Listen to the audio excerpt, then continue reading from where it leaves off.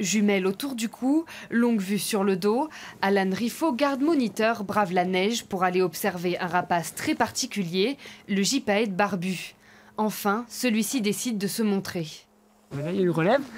Pour nous, c'est le renseignement idéal. C'est-à-dire qu'on sait que les deux adultes sont présents et que forcément, il y en a toujours un sur l'œuf. Cette espèce, en voie de disparition, met beaucoup de temps à se reproduire. La parade nuptiale commence à l'automne, puis le gypaète pond 1 ou 2 œufs, pas plus.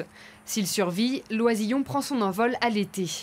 Durant toute cette période, le couple de rapaces est très sensible aux activités humaines qui perturbent sa nidification.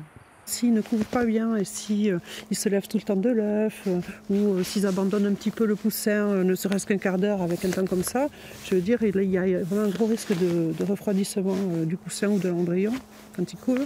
Et donc ça fait échouer la reproduction. Donc ça affecte beaucoup la productivité, ces activités humaines. Des activités que la LPO, la Ligue de protection des oiseaux, s'efforce de réduire pour protéger les 45 couples de gypaètes présents dans les Pyrénées. En janvier 2018, elle a signé une convention avec EDF.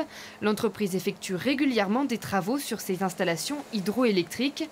Le but, concilier impératifs économiques et protection de l'environnement. Il s'agit de définir notamment les plans de vol en hélicoptère dont on se sert pour nos opérations. On dialogue avec le parc. En fonction de la connaissance fine qu'il a du gypaète, on peut adapter le plan pour éviter les zones qui sont problématiques, qui seraient problématiques pour le gypaète. Et même si cette initiative laisse un peu de répit aux rapaces, le Parc national des Pyrénées continue de surveiller les allées et venues des parents gypaètes pour être sûr que le petit puisse prendre la relève dans quelques années.